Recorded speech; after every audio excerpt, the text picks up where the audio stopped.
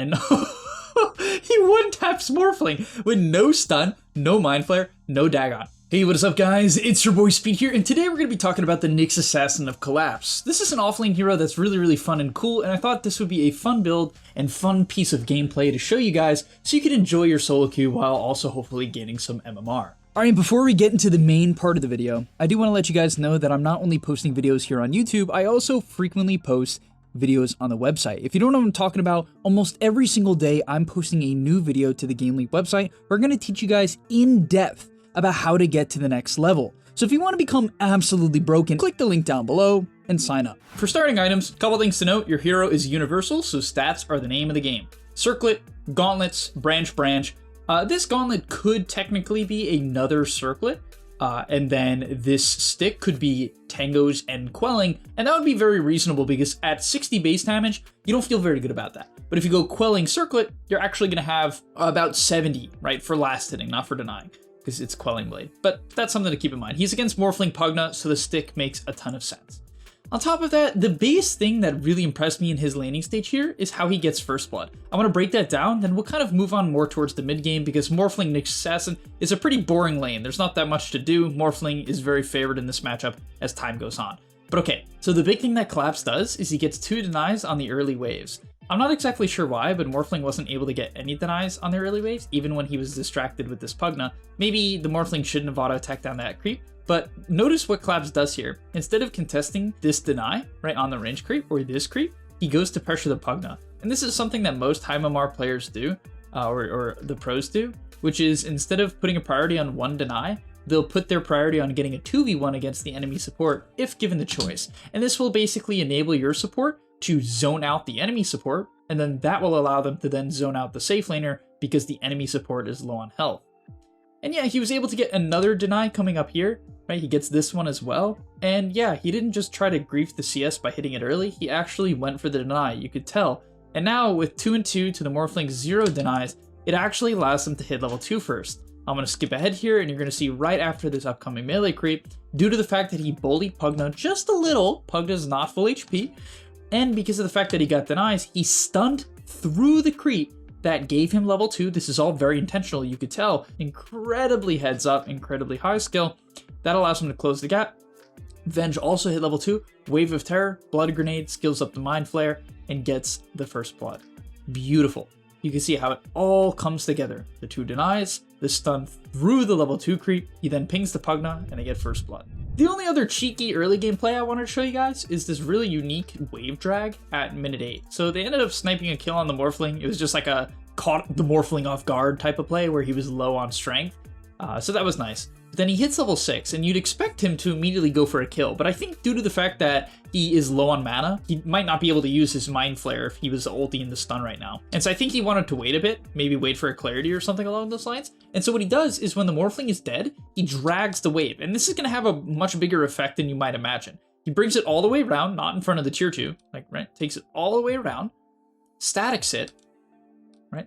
Denies up the majority of the wave.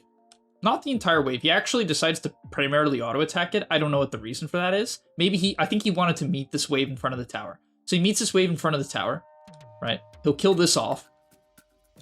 And then not only does he get this wave, right? He gets this wave. Then because the other wave went under the tower, he gets this wave under tower. And then the next wave pushes in as well. So Morphling NYX Assassin is this really bad matchup. And you might be like, oh, but you can Carapace the Adaptive Strike. But it's still bad. Like, the Morphling can have much more damage than you. Which is funny, I say that, but with Diadem and levels, he actually hits for 100, which isn't that bad. It's not that bad.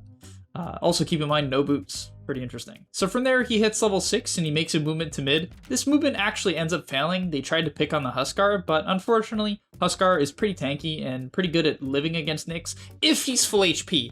This is actually kind of the god game for NYX Assassin offlane, because he's against the Huskar, and he's against the Morphling, 2 heroes that sit intentionally on very low health. But unfortunately, the Huskar he went on there was full HP, pretty high strength hero, gets magic resist over time, and they weren't able to get the job done. But that is the play I would tell my coaching students to go for as well, which is hit 6, and then look to go mid as long as you have mana. This next sequence is pretty cool too. I learned this from just in this video. Currently, he's actually NYX ulti, but the replay is bugged, so you can't see it. But the Morphling scouts it out, right? So the Morphling hits him away with a strength stun, and he doesn't want to give up on the Vendetta yet. And this might seem like a really ridiculous play to just go and hit the portal, but who knew? It doesn't break Vendetta. You can use the portal while Vendetta. I would have thought that maybe it would cancel the invis, but it doesn't.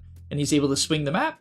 With one auto attack and a Mind Flare, it kills off the Pugna. From there, with his ulti on cooldown, he goes back top, right? The Morphling's much stronger than him at this point, so they're going to annoy the Morphling because it's a 2-on-1, but he's just going to farm up the wave, and this is pretty standard. You're going to use your ulti as much as humanly possible to get kills, and he actually considers making the same exact play, which is right, hitting the portal and going to kill the Tide. Now, Tide isn't the best target, right? This hero is very, very tanky. You tend to want to pick on the a bit squishier heroes, or heroes that are low HP, so he ends up coming mid here, trying to hunt the Huskar. He has a lot of patience, you don't want to go under the tower, so, well, don't go under the tower, and he makes his way all the way around into the triangle. I think something to keep in mind here is this ward is actually a great way to know if you're going to get scouted or not, and this is a very high-level concept you can use. If you have an observer ward in the area, there is no sentry, because if there's a, well, at least there's no sentry in the immediate area, because if there was a sentry, the obs would be dead. And so playing observer wards is probably the best thing you can do on NYX Assassin. That, or playing the very deep parts in the map, such as these back alleyways,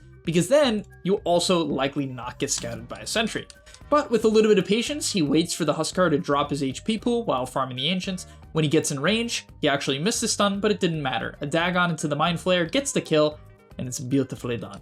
Also, something to keep in mind is you don't have to get your ulti off in fights. I don't know, I thought this was an interesting fight where he just Dagons the Pugna, and that's about it. Like, just keep in mind, you don't have to always hit. I think people will get in this mindset of like, I'm gonna hit no matter what, and it gets them killed because they run under a tower or something like that. Just be careful. Now, personally, one thing I will say that I disagree about with Collapse is I don't understand why you wouldn't buy Boots Windlace. It's not like this puts you at max movement speed. In fact, it gives you percentage-based movement speed, right? Vendetta is an ability that amps movement speed. It's not like, I think old Windrun used to put you at haste. Windrun even now is percentage based or a flat movement speed bonus. So like boots on Windrun are good. But on NYX, it's the same story. When he's in ulti, it puts him to 390 movement speed as he finds the kill onto the Hoodwink. So I personally think that the Boots Windlace, while it does delay a point in Dagon, a level in the Dagon, is worth it to get around the map, close the gap, and, you know, hopefully get around Sentry Wards. So I don't get it, right? Because Boots Windlace is not expensive, right? 750 gold for a significant amount of movement speed that gets amped by your ulti. You get that percentage base. So I think you put that all together and it allows you to really find kills faster and catch people off guard faster. Because a lot of the time, finding kills on NYX Assassin is getting to a position they think you can't be in. And we've seen that in this game. He used the portal and he ran behind the mid-tier 1, in between the mid-tier 1 and the mid-tier 2 to find the Huskar. So you're trying to get to places where they think you can't be as fast as you can. And oddly enough, before completing the Dagon, he does go back for the Windlace. So you can see, like, pros obviously have good ideas to things, but I think sometimes certain ideas are not fully fleshed out. I'm sure Clabs doesn't play a billion games of NYX Assassin offlane, so it's not always fleshed out. Also, you want Vambrace or Whisper of the Dread because you want Spell Amp, right? You're trying to burst people, you're trying to explode. And I want to reiterate my point about using wards or your sentry wards as a way to guarantee value from Vendetta, right? You'll notice in this clip here, as he kills off this sentry ward, he's going to come mid.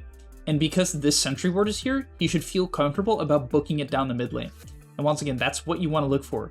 These obs and sentries will be a giveaway if you can make this play or not. And he one-taps Morphling with no stun, no Mind Flare, no Dagon. He kills the Morphling. Like, this matchup is so bad for Morphling in the mid game. I honestly think this Morphling should probably take the Magic Resist at level 10 and buy a Mage Slayer, so he has a chance of living. Like, I'm not even just saying that. I'm pretty sure he should buy those items in this matchup so that that doesn't happen, because getting one shot by NYX is not so good. And yeah, one of the nice things about NYX offlane is you have a bit more levels than like a support NYX would, and you're pretty useful outside of like your one shot combo. Like, just with a good Mind Flare and the Dagon and stun, he basically kills off the Pugna because he's such a high level with a good, you know, with more farm than average, right? Even though his CS is incredibly low, like he has 69 CS. I mean, that's so low for a core, but as NYX Assassin, it's expected, right? You're basically a glorified support who played the laning stage for last hits as he kills off the Hoodwink. Now, as we get into the late game, I want to talk about talents, the item build, and general progression for this hero. So as the game progresses, there's a couple things you want to keep in mind. People tend to group up more, right? As the game goes later and later, you have to be very, very scared of people just being as 5, being as 4, going for your towers, going for Roche, because this is where NYX Assassin can often struggle. He can particularly struggle, I think, if you truly double down on exploding people. Now you might be saying, oh, but he has an E-Blade. That is what he's doing. But E-Blade is kind of this nice balance item that I actually really like and really recommend. And the reason why is it builds from Aether Lens now. So let's say you can't get your ulti off in a team fight, right? Let's say they're grouped up as 5, they have a gem, they're playing around a sentry, something along those lines. Well, with the Aether Lens, you can still get your stun off, your Dagon, your W, right? You can still be this nuisance from the backline. And you'll notice in this team fight, this isn't exactly how this team fight plays out, but he's still useful even though he can't easily get his ulti off. So as the fight breaks out, things are a bit sus. Really nice Monkey King ult. The Monkey King uses Silver Edge to break the tide, and they use this opportunity to stun up and burst the tide with the W. He's got his E-Blade up, and yeah, he can kind of just play this backline zone nuisance Nyx Assassin. Now, fortunately for him, the previous ulti was ending when he went on the tide, and so he has another ulti for this team fight. Pretty cool. You can have 2 ultis going, right, for a team fight. But he barely gets his E off here. E-Blades himself, and then gets his ulti off. No, I'm sorry, stuns, gets his ulti off, and just clips the Morphling to kill him off. And now from there, as the fight continues on, because he has this cast range, he can help if needed. He can come over, look to drop a stun. He can do whatever's needed from the backline. Now, in this team fight, that isn't exactly what plays out at the start, but still, like even here, he can try to save his Venge with a very long-range stun onto the Pugna. And as this team fight drags on, he actually manages to find the kill on the Pugna as well. He Dagons up the Hoodwink, which doesn't really kill the guy because he has magic resist, but they're able to find the Pugna. The Pugna makes a classic mistake, which is nuking a Nyx Assassin with a slow nuke, and yeah, he's able to set up with the Carapace into the stun, and they finish off the fight. Okay, in terms of item progression as well, keep in mind you want to buy your shard while you have the Dagon. So what it does is it amps the movement speed of Vendetta, and it amps the damage you deal because it lowers the target's magic resist when you hit them. So it's very, very important for one-shotting people. Then in terms of talents, you take Vendetta damage at 10, Mind Flare Intelligence Multiplier at 15, Impale damage at 20, and then eventually Vendetta Unobstructed Pathing at 25. All of the talents to one-shot people.